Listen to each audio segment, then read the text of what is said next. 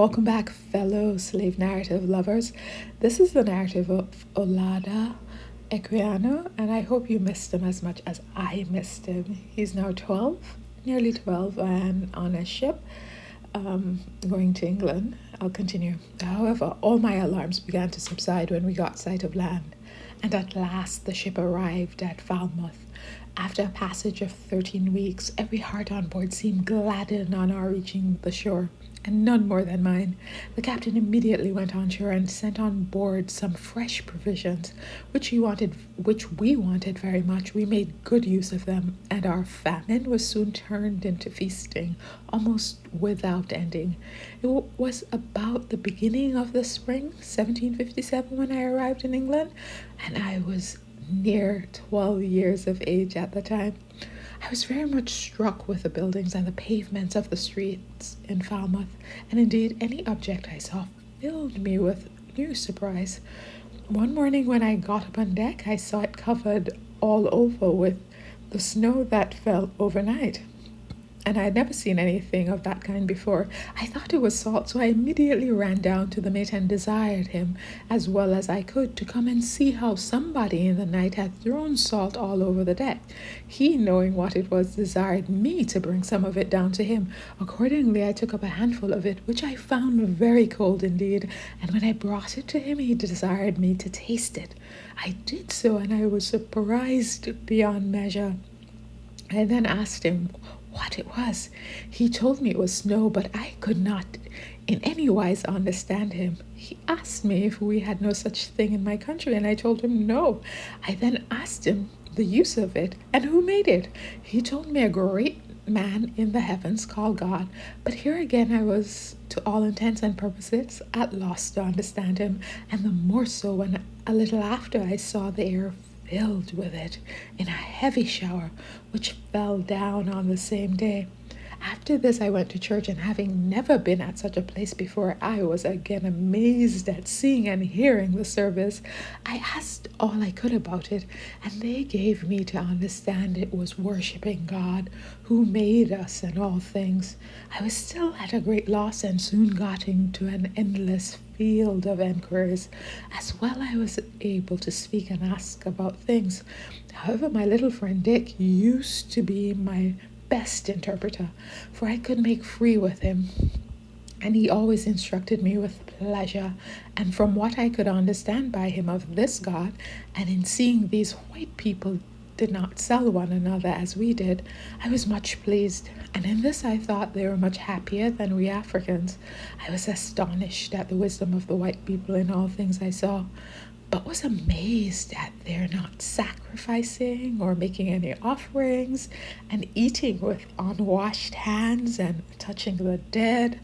I likewise could not help remarking the particular slenderness of their women, which I did not at first like, and I thought they were not so modest and shamefaced as the African women.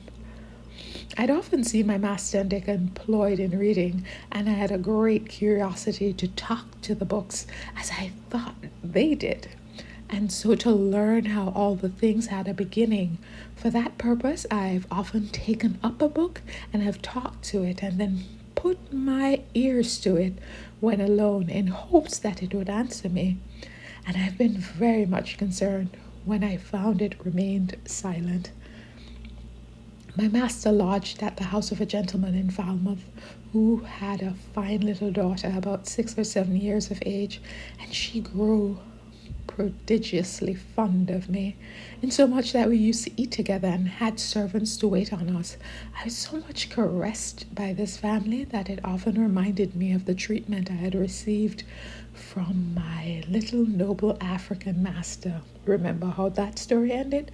After I had been here a few days, I was sent on board of the ship, but the child cried so much after me that nothing could pacify her till I was sent for again. It is ludicrous enough that I began to fear that I should be betrothed to this young lady, and when my master asked me if I could stay there with her behind him, as he was going away with the ship, which had taken in the tobacco again, I cried immediately, and said I would not leave her. At last, by stealth, one night I was sent on board the ship again, and in a little time we sailed for Guernsey, where she was in part owned by a merchant, one Nicholas Dobery, not the child of the boat.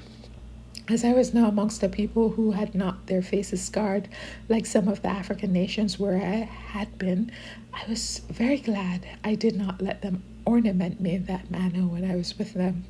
When we arrived at Guernsey, my master placed me to board and lodge with one of his mates, who had a wife and family there, and some months afterwards he went to England and left me in the care of this mate, together with my friend Dick. This mate had a little daughter about 5 or 6 years, with whom I used to be much delighted. I had often observed that when her mother washed her face, it looked very rosy, but when she washed mine, it did not look so. I therefore tried oft times myself if I could not by washing make my face of the same color as my little playmate, but it was all in vain, and I now began to be mortified at the difference in our complexions. This woman behaved to me with great kindness and attention, and taught me everything in the same manner as she did her own child, and indeed in every respect treated me as such. I remained there till summer of the year 1757, so a few months, when my master, being appointed first lieutenant of His Majesty's ship, the Roebuck, sent for Dick and me and his old mate. On this we all left Guernsey and set out for England in a sloop bound for London. As we were coming up towards the Nore, where the Roebuck lay, a man-of-war boat came alongside to press our people, on which each man ran to hide himself. I was very much frightened at this, though I did not know what it meant or what to think or do. However, I went and I hid myself also under a hen coop. Immediately afterwards, the press gang came on board with their swords drawn and searched all about, pulled the people out by force, and put them into the boat. At last I was found out also. The man that found me held me up by the heels while they all made their sport of me, I roaring and crying out all the time most lustily. But at last the mate, who was my conductor, seeing this, came to my assistance, and did all he could do to pacify me, but all to very little purpose, till I had seen the boat go off. Soon afterwards we came to the Nore, where the Roebuck lay, and to our great joy, my master came on board to us and brought us to the ship. When I went on board this large ship, I was amazed indeed to see the quantity of men and the guns. However, my surprise began to diminish as my knowledge increased, and I ceased to feel those apprehensions and alarms which had taken such strong possession of me when I first came among the Europeans, and for some time after.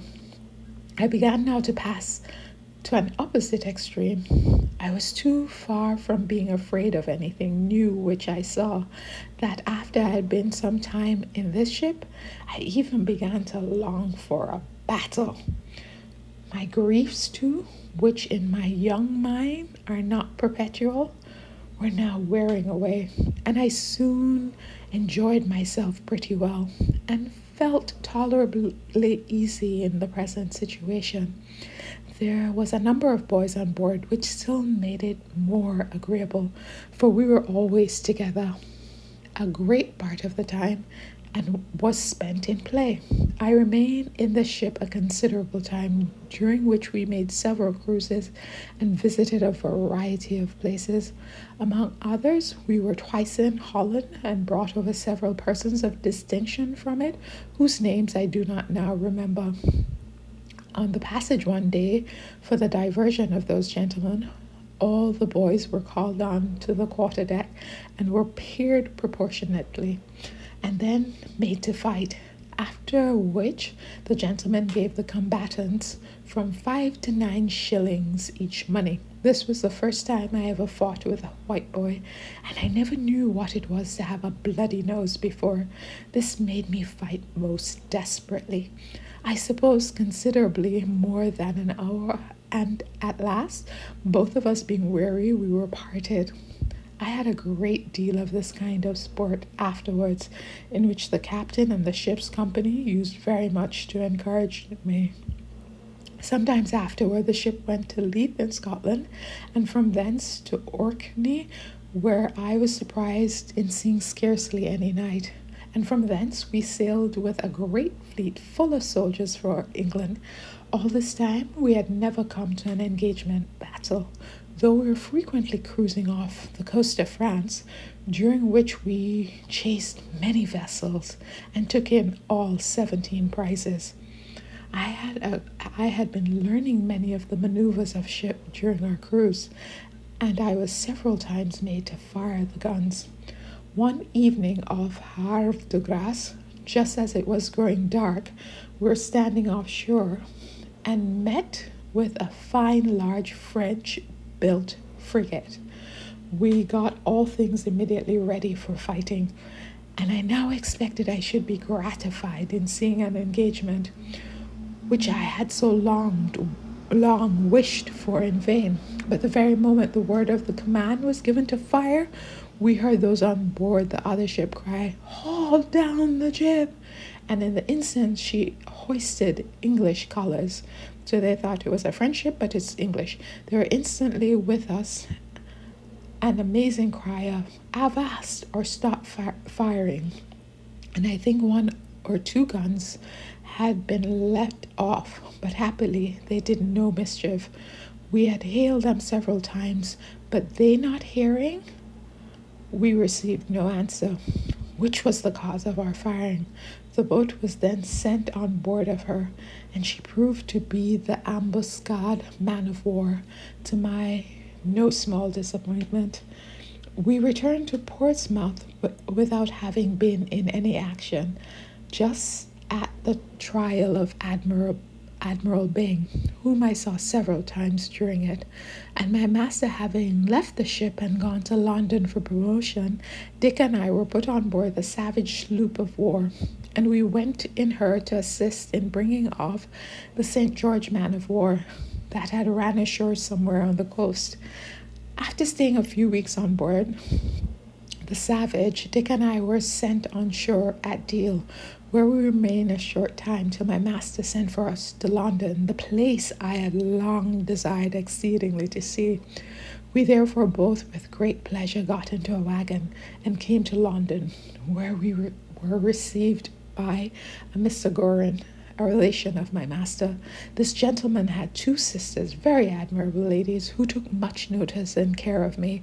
Though I had desired so much to see London, when I arrived in it, I was unfortunately unable to gratify my curiosity, for at that time the chilblains to such degree I could not stand for several months, and I was obliged to be sent to St. George's Hospital, where I grew so ill that the doctors wanted to cut my leg off at different times, apprehending a mortification.